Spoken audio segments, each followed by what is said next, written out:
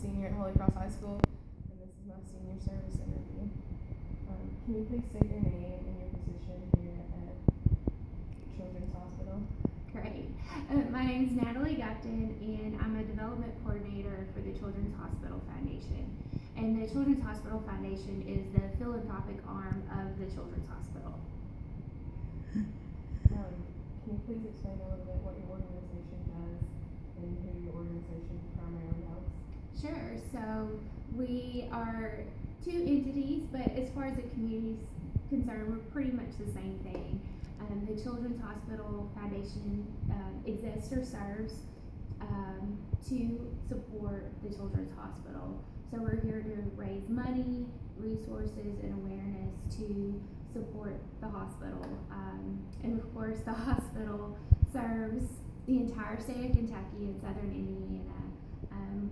The Children's Hospital is the only full-service, freestanding pediatric hospital in Kentucky. So we serve kids all the way from tiny newborn all the way up to 18 years of age. We serve about 170,000 kids each year. What services do you guys provide? So us being a hospital, we serve the whole gamut and probably things that me and you can't even think of. Of course, I'm not a caregiver, so I don't have a medical background, but I can speak to a lot of issues. But anything from cancer to just the broken arm, premature birth. We have a fantastic congenital heart center, and the number one reason we see kids here at the Children's Hospital is actually asthma. So that's probably a not so well known fact, but we serve the whole spectrum of needs that our kids in our community face as far as health issues. And what is the most difficult part of your job? The most difficult part of my job, so going back to the foundation aspect of it, it's really balancing the perceived need that the community has and the actual need that we have in the hospital. So sometimes the community thinks we need one thing, but we have to communicate and educate and really let people know the different things that we need here at the hospital.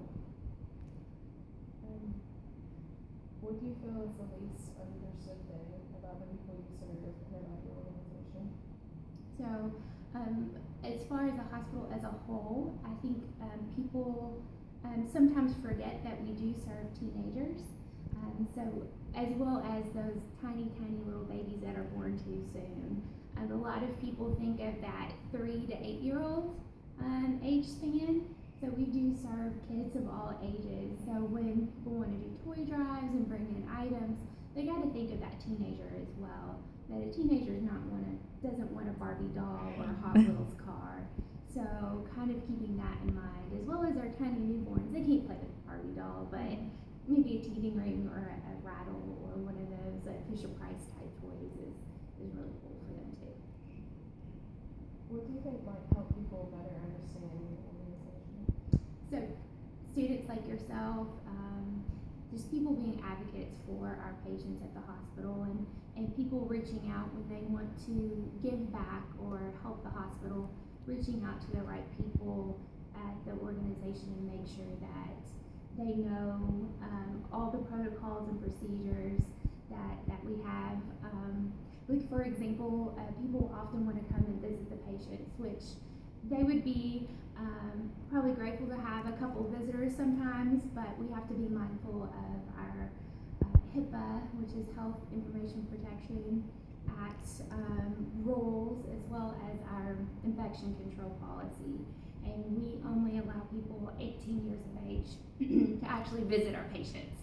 So keeping that in mind, just making sure people know and are aware of the rules and understand those and respect those. Why do you think the particular injustice of premature birth continues to happen in the world?